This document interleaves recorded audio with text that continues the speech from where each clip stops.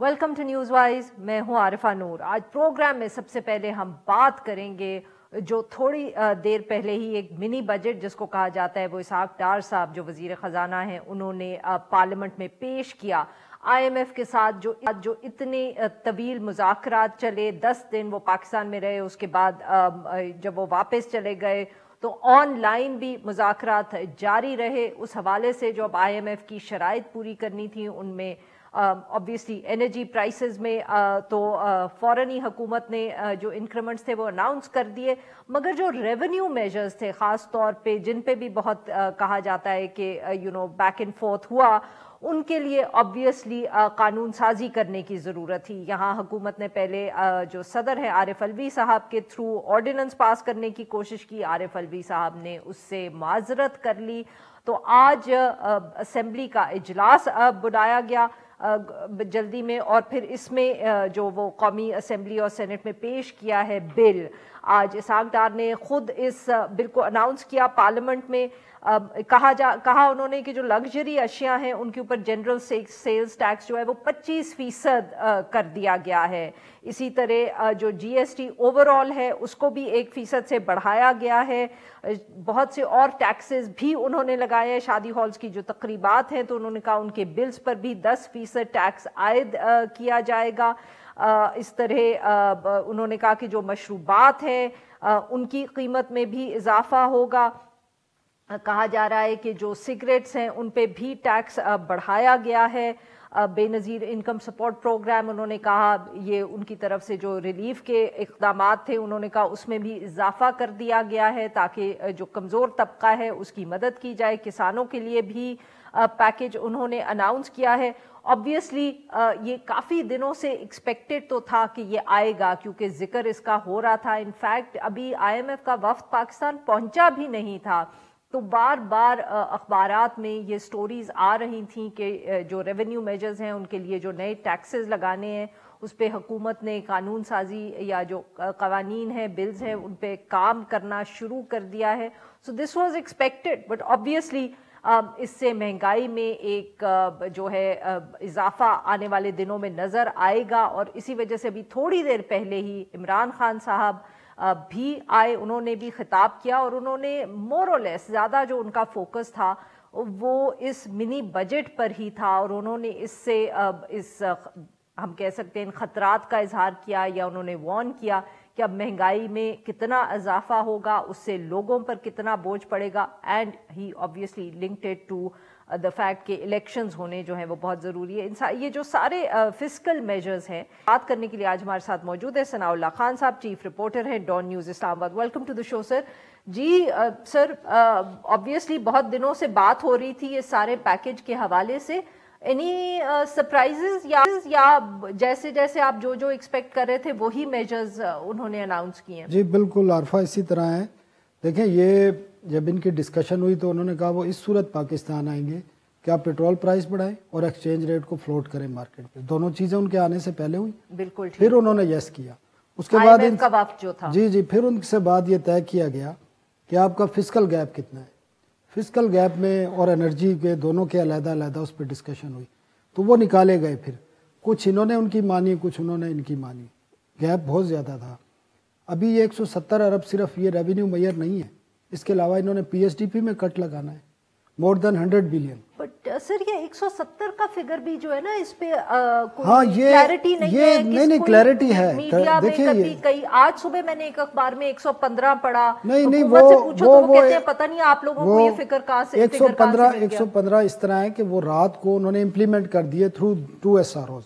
अच्छा, वो उसमें 17 से 18% GST कर दिया क्रॉस दी बोर्ड तमाम अशियास पर, और इसके साथ सिगरेट्स और जो सॉफ्ट ड्रिंक्स वगैरह थे उन पर फेडरल एक्साइज ड्यूटी बढ़ाई है। तो उसका जो इम्पैक्ट है ना वो 115 अरब है। अच्छा, बाकी जो आज अनाउंस किए हैं जो फाइनेंस बिल के थ्रू होंगे वो भी होंगे, तो वो कोई 55 बिलियन के हैं। सही। तो लेकिन वो आपकी बात जो है ना वो बिल्कुल ठीक है कि ये है जो इन्होंने एक टारगेट रखा है कि इससे एडिशनल रेवेन्यू लेंगे। इसका जो इम्पैक्ट है ना, अगर किसी पब्लिक पे आना है, किसी पे आना है, तो वो मल्टीपल उसको फिर कर दें, फिर उसका तो फिर आप जज ही नहीं कर सकते। ये तो बिलियंस में जाएगा, कई सौ अरब तक जा सकता है। क्या मतलब सर इसका इम्पैक्ट होगा ना जो इसका इम्पैक्ट आएगा आपकी प्राइसेस पे, आपके लोगों पे, आपकी मार्केट पे, آپ کی باقی چیزوں پہ جو امپیکٹ ہے وہ ملٹیپل ہوگا، وہ ملٹیپل ہوگا پھر، کیونکہ یہ جو 17 سے 18% ہے نا، یہ صرف 60 سے 65 ارب روپے ہے 4 مہینے میں انہوں نے ریکور کرنا ہے. تو بیسکلی جب یہ چیزیں طے ہو گئیں تو پھر انہوں نے کہا کہ سٹاف لیول ایگریمنٹ اس وقت کریں گے جب آپ ان پہ امپلیمنٹ شروع کر دیں گے. تو ابھی تک سٹاف لیول ایگریمنٹ نہیں ہوا. ابھی 2 شرائط رہتی ہیں.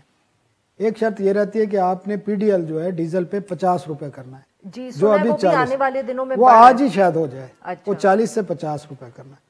دوسرا آپ نے انٹرسٹ ریٹ 3 سے 5% اور بڑھانا ہے، یعنی کہ وہ 20%، 18 سے 20% پہ. تو یہ چیزیں ابھی رہتی ہیں. تو یہ آپ اس سے اندازہ کر لیں. لیکن آج مجھے تھوڑا سا دیکھ کے، میں کیونکہ پارلیمنٹ میں موجود تھا، پرائم منسٹر پارلیمنٹ آنے کی بجائے لاہور چلے گئے. جی 70% وزراء موجود نہیں تھے. اور سنائے ڈار صاحب نے بھی تقریر کی اور نکل گئے. نہیں، انہوں نے تو سینٹ جانا تھا. پھر وہ تو طے تھا کہ اس وقت نیشنل اسمبلی میں پیش کرنا تھا، اسپیچ بھی وہاں کرنی تھی. وہاں اپوزیشن تو ہے نہیں، کوئی نعرے لگنے نہیں تھے. سینٹ میں وہ اسپیچ انہوں نے نیشنل اسمبلی میں کی ہے اور کوئی 30 سے 40 منٹ کی. اس کے بعد سینٹ جا کے انہوں نے لے ڈاؤن کرنا ہوتا ہے اور وہاں سے پھر سینٹ کا اجلاس بھی ختم کر دیا. لیکن افسوس کی بات ہے کہ آپ اتنا بڑا کام کرنے جا رہے ہیں تو کم از کم پارلیمنٹ میں آپ کو پرائم منسٹر کو موجود ہونا چاہیے تھا، تمام وزراء کو موجود ہونا چاہیے تھا. ایک میسج تو جائے نا. اور دوسرا میسج یہ بھی دینا چاہیے تھا کہ صرف یہ لوگوں کے لیے نہیں ہے، ہم بھی قربانی دینے کے لیے تیار ہیں. 85 وزیر رکھ کر نا آپ قربانی نہیں دے سکتے. ثناء اللہ صاحب، بات آپ کی کاٹ رہی ہوں، بٹ وہ کچھ آج وزیر خزانہ نے اپنی تقریر میں ذکر کیا. انہوں نے کہا وزیر اعظم صاحب اور وہ کابینہ نے کوئی پلان بنا لیا، وہ خود بتائیں گے. جی انہوں نے کوئی اناؤنس کیا ہے کہ نون لیگ کے جو وزراء ہیں وہ تنخواہیں نہیں لیں گے. آپ مجھے بتائیں یہ تنخواہیں لینے کے لیے وزیر بنتے ہیں؟ نہیں تو گاڑیاں اور نہیں گاڑیاں تنخواہیں، عارفہ آپ کو ہی پتہ ہے تنخواہیں اور گاڑیاں میٹر ہی نہیں کرتی. یہ بدقسمتی ہے. ہمارے ہاں وزیر اس لیے نہیں بنتے کہ اس نے تنخواہ لینی ہے 2,80,000 روپے اور ایک گاڑی لینی ہے اور ایک اس نے نائب قاصد لینا ہے اور ایک کوک لینا ہے. اس کے لیے کوئی وزیر نہیں بنتا اس ملک میں. تو وہ بننے کے اس کی کئی اور وجوہات ہوتی ہیں. انہیں پاور چاہیے ہوتی ہے، اور پاور کس لیے چاہیے ہوتی ہے یہ بھی آپ کو پتہ ہے. تو وہ یہ صرف ایک ڈرامہ ہے کہ تنخواہیں نہیں لیں گے. ارب پتی جو وزراء ہیں ان کو تنخواہوں کی ضرورت ہے، ان کو گاڑیوں کی ضرورت ہے. بالکل. اچھا ثناء اللہ صاحب یہ بتائیے گا، کچھ تنقید اس طرح کی بھی ہو رہی تھی جب یہ آبویسلی اناؤنسمنٹس آئی تو اکنامک ایکسپرٹس جو بات کر رہے تھے انہوں نے کہا کچھ کلیئرٹی بھی نہیں ہے. جیسے آئی بین آسکنگ، کسی کو نہیں معلوم کہ لگژری اشیاء میں کیا کچھ آتا ہے. پھر کسی نے ٹی وی پہ آ کے یہ بھی کہا کہ جو یہ ذکر کر رہے ہیں شادی ہال سے ٹیکس کلیکٹ کرنے کا، یہ اتنا آسان تو نہیں ہوگا، اس کا طریقہ کیا ہے. انہوں نے کہا کچھ تفصیل ابھی معلوم نہیں ہے. کہ از دیٹ ٹرو؟ آپ بھی یہ اس طرح دیکھ رہے ہیں کہ نہیں یہ تو پہلے سے ٹیکس نیٹ میں ہے نا، تو اس میں انکریز ہوا ہے اور ایک ایڈیشنل ٹیکس عائد کر دیا ہے. تو ٹیکس نیٹ میں جو ہو ان سے ٹیکس ریکور کرنا اتنا مشکل نہیں ہوتا. اس کی تو مانیٹرنگ ہوتی ہے نا. یہ تو آپ کے ڈسٹرکٹ لیول پر تمام جو ٹیکس آفیسز ہیں وہ اس کو ڈیل کرتے ہیں اور ان کو پتہ ہوتا ہے. وہ رجسٹرڈ ہیں، شادی ہال جتنے بھی ہیں نا وہ رجسٹرڈ ہیں پہلے سے. جی ایس ٹی رجسٹرڈ بھی ہیں، باقی بھی رجسٹرڈ بھی ہیں. ایشو باقی اگر نارمل حالات ہوتے اس ملک کے تو یہ ٹیکسیشن میئر اتنے ہیوی نہ لگتے، آپ کو اتنا امپیکٹ نہ ڈالتے. خاص کر جو 17 سے 18% کیا اور جو 25% لے کے گئے ہیں، وہ ابھی تک کلیئرٹی اس پہ نہیں ہے کہ وہ 25% جی ایس ٹی کن پہ ہوگا. موبائل فون کا انہوں نے بتا دیا ہے کہ $500 سے اوپر کا جو موبائل فون ہے، جو آئی فون 14 اب 6 لاکھ میں مل رہا ہے نا، اس کے بعد یہ 7-7.5 لاکھ کا ہو جائے گا. تو یہ باقی جو ایٹم ہے نا، انہوں نے کہا ہے کہ ایک بین ایٹم ہم نے لگائے تھے کچھ عرصہ پہلے، امپورٹ پر بین کی تھے ان کے، تو وہ ایٹم شاید ہو سکتے ہیں اور وہ 600 سے 700 ایٹم ہیں.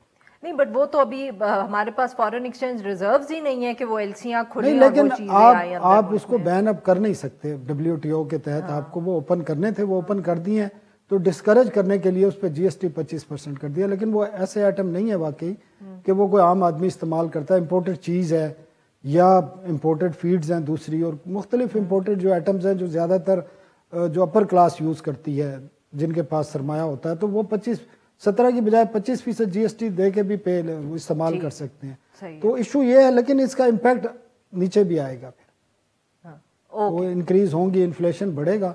لیکن آج جو ہماری وہاں بات ہو رہی تھی ڈار صاحب سے بھی، تو انہوں نے کہا کہ یہ اس سے اگر انفلیشن 30% ہوتا ہے، 35% ہوتا ہے، تو اگر ہم یہ نہیں کرتے، آئی ایم ایف پروگرام بحال نہیں کرتے، تو پھر یہ 80% پہ بھی جا سکتا ہے، 80% پہ چلا جائے گا. بہت بہت شکریہ، آپ نے ہمارے لیے وقت نکالا. ناظرین یہاں پہ لیں گے ایک چھوٹا سا بریک. کچھ میں بریک سے واپس آئیں گے تو آج بہت سیاسی صورتحال میں بھی کچھ ہم کہہ سکتے ہیں تیزی سے تبدیلی آئی ہے، اس پہ بھی بات کریں گے. Stay with us. Welcome back. Programme کے اس حصے میں ہم ذکر کریں گے پاکستان تحریک انصاف کے لیے جو بڑھتے ہوئے ہم کہہ سکتے ہیں قانونی چیلنجز ہیں. ایک طرف تو الیکشن کی تاریخ انہیں نہیں مل رہی، کورٹس میں پٹیشنز بھی دائر کی، ججمنٹس بھی لے لی، مگر ابھی تک کوئی فائدہ نہیں ہوا. اور دوسرا جو زیادہ آج کی اہم ہم کہہ سکتے ہیں خبر ہے وہ یہ ہے جو عدالت نے عمران خان صاحب کی ضمانت مسترد کر دی اور ان کو عدالت میں بلایا گیا ہے. عمران خان نے حفاظتی ضمانت کے لیے لاہور ہائی کورٹ سے رجوع کیا. اس کے بعد تو عدالت نے عمران خان صاحب کو آج رات 8 بجے تک کا وقت دیا ہے پیش ہونے کے لیے. ان کے وکلا نے کہنے کی کوشش کی کہ سیکیورٹی تھریٹ بھی ہے، ان کے ابھی زخم بھی ٹھیک نہیں ہوئے. عدالت نے کہا کہ وہ ایمبولینس پہ آنا چاہتے ہیں تو آئیں. آئی جی پولیس کو کہا گیا سیکیورٹی کے لیے. اس ساری صورتحال پہ گفتگو کرنے کے لیے آج ہمارے ساتھ موجود ہیں فیصل چودھری، ماہر قانون ہیں، پاکستان تحریک انصاف کو ریپرزینٹ بھی کرتے رہے ہیں کیسز میں، اور ہمارے ساتھ موجود ہیں ماریہ میمن صاحبہ، سینئر صحافی ہیں، تجزیہ کار ہیں. Welcome to the show both of you. جی فیصل چودھری صاحب، سر اب بتائیے گا سر، کیا پاکستان تحریک انصاف عمران خان صاحب ایکسپیکٹ کر رہے تھے کہ آج سڈنلی 2 کورٹ سے اس طرح کے فیصلے آئیں گے اور جو وکلا کی ٹیم ہے ان کو دوڑنا پڑے گا ٹو کبھی ایک ہائی کورٹ کبھی دوسرے high court to get stays and protective bails? جو پروسیڈنگز تھیں اس میں تو یہ ایکسپیکٹیشن ہونی چاہیے تھی، اور اس کے لیے جو ہے آج جو جج صاحب نے کیا ہے، خاص کر ATC کے جج صاحب نے جو بات کی ہے، مجھے اس میں تھوڑی سی سمجھ میں نہیں آئی کہ وہ اتنی جلدی میں ان کو کیا ہو گیا. کیونکہ دیکھیے عمران خان صاحب کا جو جینوئن ایشوز ہیں وہ شاید عام لیٹیگنٹ کو وہ نہیں ہوں. فار ایگزامپل ان کے اوپر ایک حملہ ہو چکا ہے اور وہ جو ہے 3 مہینے سے وہ بیڈ ریڈن بھی ہیں، اور وہ یہ جو میڈیا پہ وہ آتے ہیں وہ اپنے گھر میں ہی ہیں، ان کا چھوٹا سا گھر ہے زمان پاک. So when he walks down to the drawing room تو وہ آپ دیکھتے ہیں، اور وہ جو ان کی ٹانگ کے اوپر وہ جو آپ دیکھتے ہیں ایک کور چڑھا جو ہوتا ہے، وہ ویسے ہی از واکنگ، وہ واکر پہ واک کرتے ہیں، وہ ویسے چل بھی نہیں سکتے. تو ایسے حالات میں ان کی سیکیورٹی کی ذمہ داری لاہور سے اسلام آباد آتے ہوئے کون لے گا؟ یہ بھی اطلاعات ہیں کہ ان کی سیکیورٹی بھی وڈرا کی گئی ہے، اور انہوں نے اپنے جان کے اوپر جو خدشات ہیں حملے کے ان کا بھی ذکر کیا ہے. تو جج صاحبان کو یہ معاملات ذہن میں رکھنے چاہیے، یا تو وہ ایشور کریں کہ ان کی سیکیورٹی جو ہے وہ ان کو پرووائڈ کی جائے ایز پر جو ان کی ضرورت ہے. صاحب تو معاف کریے گا آپ کی بات کاٹ رہی ہوں، بٹ سر آج 8 بجے تک اب عمران خان صاحب کورٹ میں پیش ہوں گے. آپ کو کیا لگتا ہے، does he have a choice in the matter? He will have to appear there. جی اگر تو انہوں نے بیل لینی ہے تو میرا خیال میں نارمل پریکٹس ہے وہ تو جو پروٹیکٹیو بیل کی ہے، یہ بھی ایک انٹرسٹنگ بات ہے. ابھی ناظم جوکیو جو ہیں وہ باہر سے آئے تھے تو ان کو جو ہے وہ دے دی گئی تھی اپنا بغیر پیش ہوئے. پروٹیکٹیو بیل تو دے دی جاتی ہے، لیکن کیونکہ وہ جو عدالت لاہور میں ہے تو جج صاحب نے یہ ان کو کہا کہ آپ آئیں گے تو سرنڈر کریں گے، کیونکہ ان کی بیل میں، کیونکہ شاید عدالت سے وہ ان کی بیل کینسل ہوئی ہے صحیح، تو اس وجہ سے ہائی کورٹ تھوڑی کوشش ہے. نارملی پروٹیکٹیو بیل دے دی جاتی ہے، تو اب اگر انہوں نے بیل لینی ہے تو ہائی کورٹ کا حکم بھی ہے تو پھر تو جانا تو پڑے گا. جی ماریہ صاحبہ، کیسے آپ دیکھ رہی ہیں جی سب کو؟ مطلب کہ پاکستان کی سیاست کبھی ہمیں نظر آتا ہے کہ ایک پارٹی جو ہے وہ دوڑی چلی جا رہی ہے، ایک کورٹ سے دوسرے کورٹ، ایک بیل سے دوسرے کیس، اور 2 سال کا ہم کہہ سکتے ہیں فرق پڑا ہے. کورٹ کے اندر مسائل وہ ہیں، صرف جو لوگ دوڑ رہے ہیں یا جن کی دوڑیں لگوائی جا رہی ہیں وہ ایک مختلف پولیٹیکل پارٹی سے ہیں. دیکھیں، میرا تو ایک سنسیئر مشورہ ہے موجودہ حکومت کو، وہ یہ ہے کہ جلدی کریں اور عمران خان صاحب کو جو گرفتار کرنا ہے وہ کر لیں. کیونکہ ہم 1-1.5 مہینے سے سن رہے ہیں کہ آج گرفتار ہوں گے، کل گرفتار ہوں گے، پرسوں گرفتار ہوں گے. تو اب وہ جو کرنا ہے گرفتار کریں تاکہ سکون سے پھر ایک دفعہ یہ گورننس کر لیں، کیونکہ ان سے ابھی گورننس ہو نہیں رہی ہے۔ آج اگر آپ دیکھیں تو اتنا بڑا ایک منی بل جو پیش کیا گیا اسمبلی کے اندر، اور جس کے بعد جو ہے ساری گفتگو اس وقت اکانومی پہ ہونی ہے، جو کرائسس ہے ہمارے ملک میں اس وقت وہ معیشت کا ہے۔ آج جو بڑے ٹیکسز لگائے ہیں انہی لوگوں پہ جو آلریڈی ٹیکس دیتے ہیں، اور جو ان ٹیکس طبقہ ہے وہ آج بھی ٹیکس فری ہے، ان پہ تو نہیں لگایا گیا، تو جو سخت فیصلے کرنے وہ تو نہیں کیے گئے۔ پرابلم صرف یہ ہے کہ اس وقت اگر عمران خان صاحب جائیں گے عدالت کے اندر، ویژولی بہت ایک اچھی ڈسٹریکشن ہے گورنمنٹ کے لیے، کیونکہ ٹیلی ویژن اسکرین پہ ہم بات کریں گے عمران خان آج گرفتار ہوں گے اور ہم ٹیکسز کی بات نہیں کریں گے، تو یہ تو بڑا ایک کلاسک کیس ہے نا کہ بھائی جب آپ ایک سٹننگ ویژولز کریٹ کر رہے ہوتے ہیں، ڈیفلیکشن یا ڈائیورژن کریٹ کر رہے ہوتے ہیں، تو ایسی کون سی چیز ہوتی ہے کہ جس سے آپ توجہ ہٹانا چاہتے ہیں؟ تو توجہ تو اس بات سے ہٹ رہی ہے کہ بھائی آج کے بعد جو پیٹرول کی قیمت چند دنوں میں بڑھنی ہے، آپ کی میری جو انفلیشن کے بعد قوت خرید کم ہونی ہے، جس سے تمام لوگوں کے کڑاکے نکلنے، اصل خبر تو وہ ہے۔ تو آج میرا خیال ہے کہ تمام شوز کے اوپر ایونچولی بات اس پہ بھی ہونی چاہیے۔ تو میرا مشورہ یہ کہ بھائی جلدی جلدی گرفتار کریں، کیونکہ اس وقت آپ نے جو بھی گورننس کرنی ہے اس کے درمیان میں تو آپ کی اس وقت ایک پولیٹیکل اپوننٹ کی وجہ سے آپ کر نہیں پا رہے ہیں۔ تو گیٹ دس اوور ود، یا تو پھر آپ ان کو اس لیے بھی نہیں گرفتار کریں تاکہ بطور ڈائیورژن ان کو آپ استعمال بھی کریں مختلف اوقات پہ۔ تو عمران خان صاحب گرفتار ہوں گے یا نہیں ہوں گے، وہ پہلے سیاسی لیڈر نہیں ہیں جو گرفتار ہوں گے۔ عمران خان صاحب کے اپنے دور حکومت میں یہ ساری لیڈرشپ پی ڈی ایم کی اور اتحادی حکومت کی جیلوں میں گئی، چند ماہ بعد باہر آ گئی۔ عمران خان صاحب جیل میں گرفتار بھی ہو جائیں گے تو ایونچولی باہر تو انہوں نے آنا ہے۔ تو یہ کوئی اس میں اتنی میری تشویش کی بات نہیں ہے، ہاں تشویش کی بات نہیں ہے بھائی، اس وقت بھی ایسے ہی ہے، جان برپا کیا جاتا تھا کہ بھائی گرفتار آج ہوئے کل ہوئے، ہو گئے شہباز صاحب گرفتار ہو گئے، مریم نواز صاحبہ گرفتار ہو گئی، مطلب کون بچا تھا اس دور میں جو گرفتار نہیں ہوا، اور اس کے بعد وہ واپس بھی آ جاتے پولیٹیکل پروسیس کے اندر۔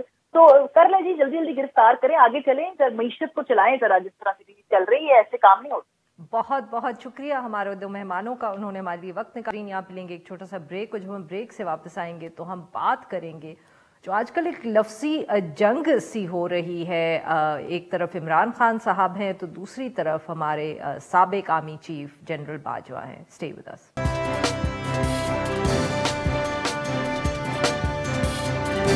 ویلکم بیک ناظرین، پروگرام کے آخری حصے میں ہم بات کریں گے جو آج کل ہم کہہ سکتے ہیں ایک لفظی جنگ سی جاری ہے عمران خان صاحب میں اور جو retired general chief of army staff ہیں جنرل باجوہ۔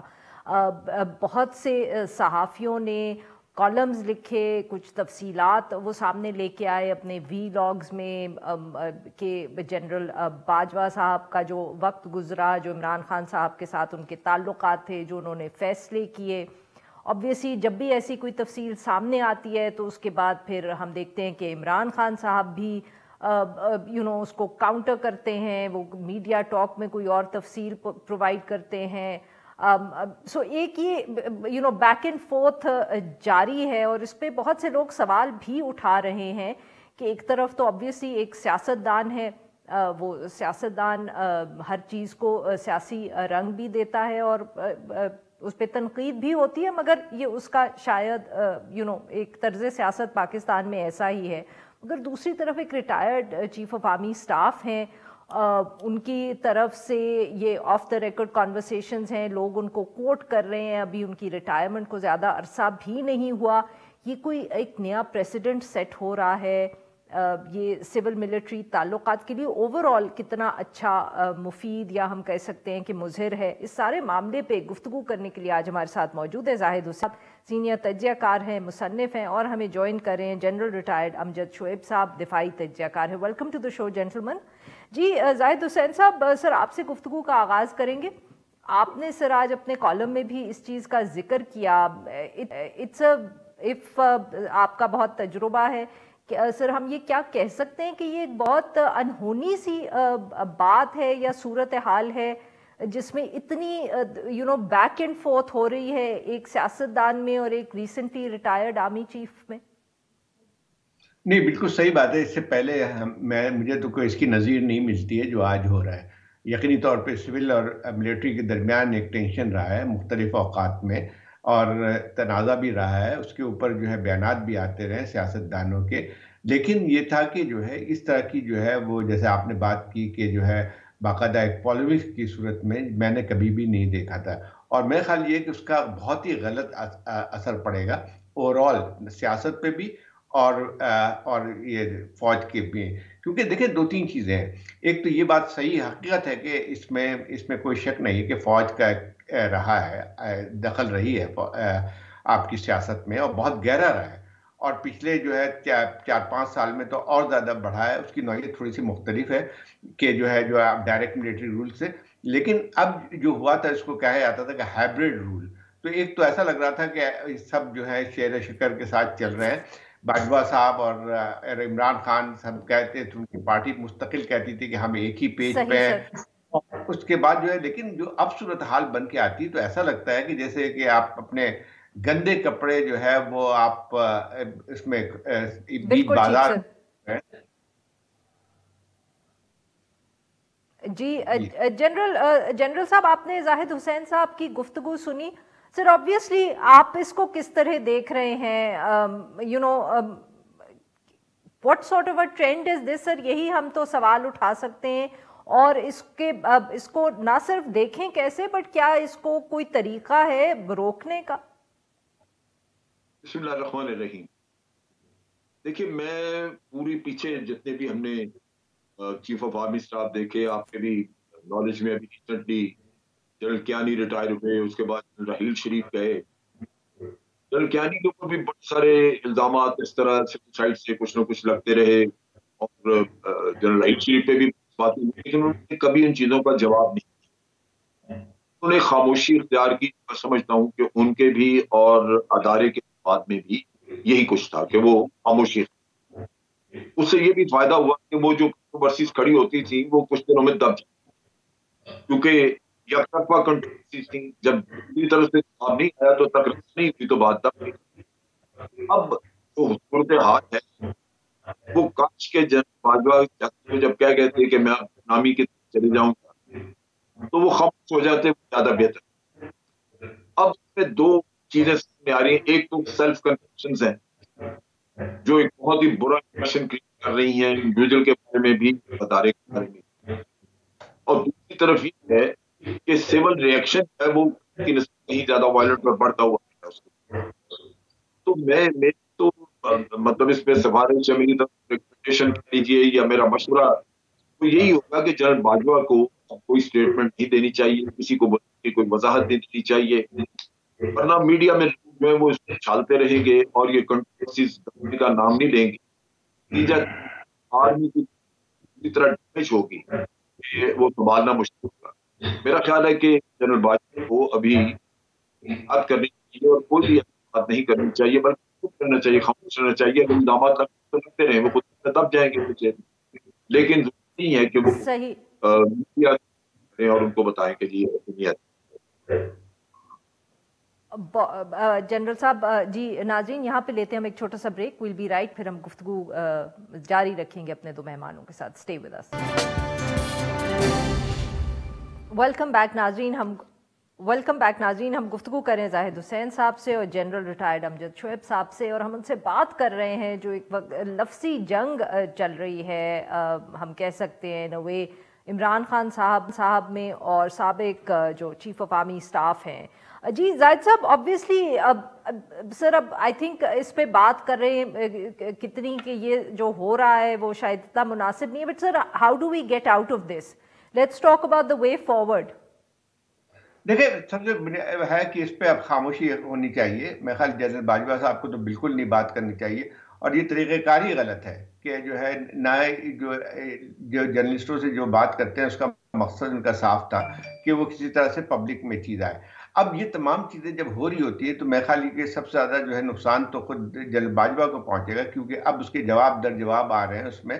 اور میرا خیال ہے کہ سب سے ایک اور بنیادی چیز ہے عارفہ کہ ایک تو سب آرمی کو اب سوچنا پڑے گا کہ یہ جس قسم کی جو ہے سیاست میں آپ مداخلت کرتے ہیں وہ ختم ہونی چاہیے, ورنہ نہیں ختم ہوگی تو اس کا طریقہ کار اسی طرح سے ہوتا رہے گا کہ آپ کی جو آپ کی سیکورٹی اسٹیبلشمنٹ ہے اس کے اوپر بہت سوالیہ نشان پیدا ہونا شروع ہو جاتے ہیں. جنرل باجوہ کا ایک لحاظ سے دیکھا جائے تو بہت ہی ہائی پروفائل انہوں نے لیا ہوا تھا, اور اس کا ایسا لگتا تھا اس زمانے میں بھی، ہمیں بھی لگتا تھا، بہت ساری چیزیں وہ کہہ جاتے تھے وہ کسی ایک آرمی کی چیف آف آرمی اسٹاف کے لیے مناسب نہیں تھی.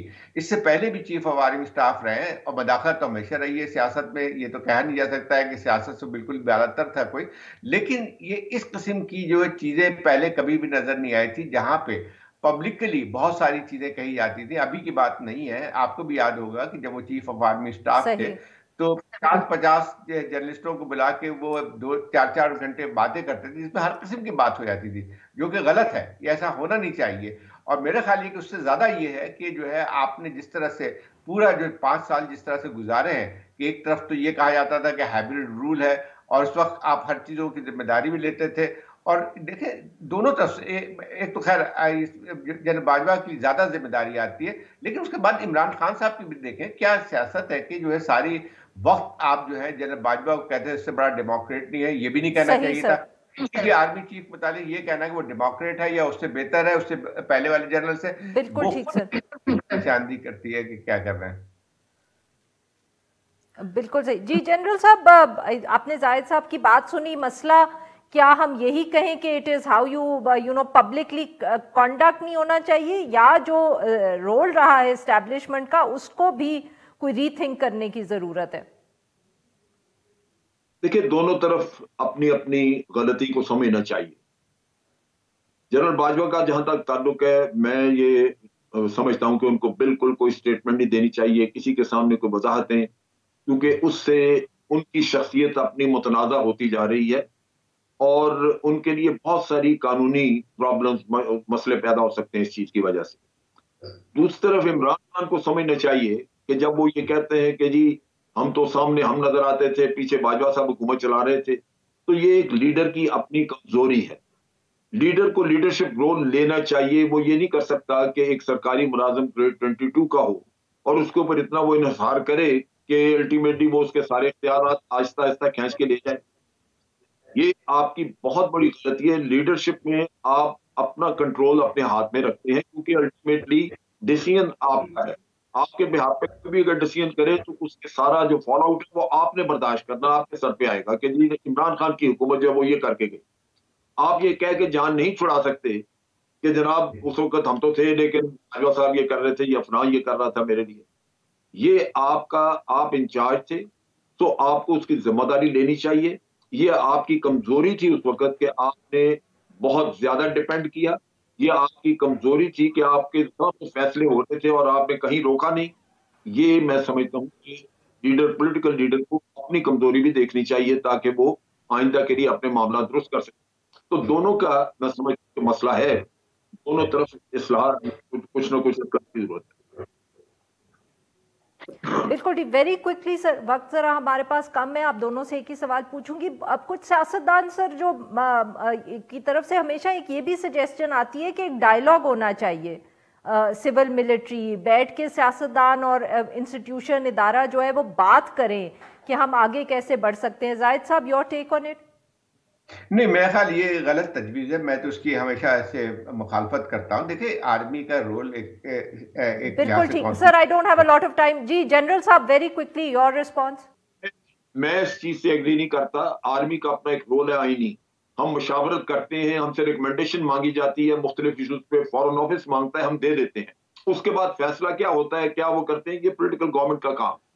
آرمی کا کام نہیں کہ اپنا فیصلہ. بہت بہت شکریہ ہمارے دو مہمانوں کا، انہوں نے ہمارے لیے وقت نکالا. ناظرین آج کے لیے بس اتنا ہی. We'll be back tomorrow at the same time.